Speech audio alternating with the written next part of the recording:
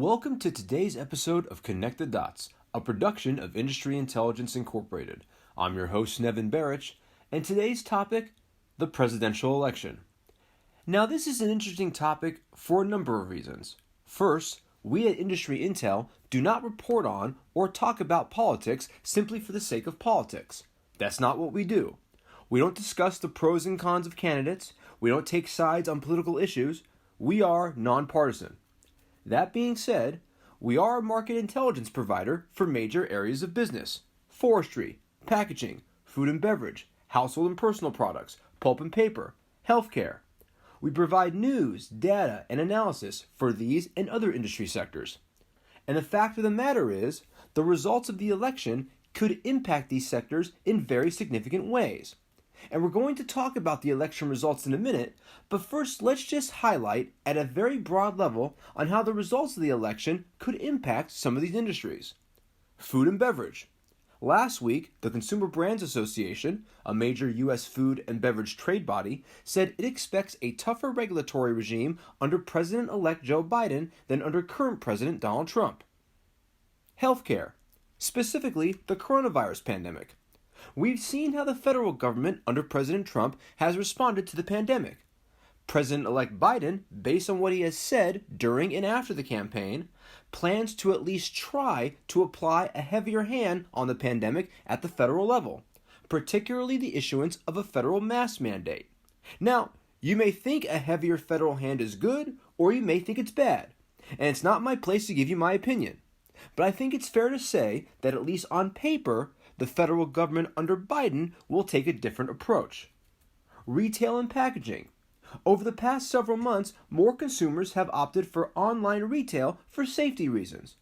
Will that be the case for the long term, regardless of who's in office on January 20th? Or will things change if there's new leadership? And what new trends can we expect regarding packaging as online retail grows in use? Personal and household products. When the pandemic first started, good luck finding a roll of toilet paper or paper towels in the store. Heck, good luck finding it online in less than 6 weeks and without paying an arm and a leg for it. Now, the availability of these products seem to have stabilized for now, but what changes, if any, will companies who manufacture these products be forced to make to the supply chain once the election shakes out? And so on and so forth. And now, we address the elephant in the room, that being the results of the election. Biden was named a winner, but that result is being questioned by Trump in the courts. And again, we are not going to take sides. We're simply going to list what we know as of now, and then you can decide for yourself. First, most major media outlets have declared Biden the winner of the election with 306 electoral votes, the same number of votes Trump received when winning in 2016. Trump, meanwhile, has not conceded the election and has in fact filed several lawsuits contesting the voting in several states, including Pennsylvania, Michigan, Georgia, and Arizona. Now, the fact that Biden was called the winner with 306 electoral votes is important, because in order for Trump to overturn the election in the courts, he would have to prove voter fraud in multiple states. Unless he decided to contest the result in California, which has 55 electoral votes and which was won by Biden by more than 5 million votes. We should also note that the votes in Georgia and Wisconsin, 2 states in which Biden was declared the winner, are headed to a recount. But most political experts believe the recounts will not lead to Trump being declared the winner in those states, because voting numbers following recounts typically don't go higher than the hundreds, and Biden's leads in those states are in the thousands. Now, regarding Trump's lawsuits, here's the latest update as of November 14th when this podcast was recorded. Trump's campaign lawyers have filed 21 lawsuits challenging the results in Pennsylvania, Michigan, Georgia, Nevada, and Arizona.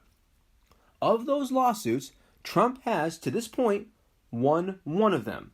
In Pennsylvania, a judge ruled that first-time voters were supposed to confirm their IDs with County Board of Election by November 9th, rather than November 12th.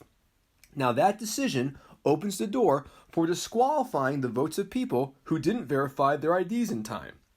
However, while it's unclear how many votes this impacts, According to the Pittsburgh Post-Gazette, those votes haven't been counted yet anyway, and Biden's lead in Pennsylvania is around 60,000 votes.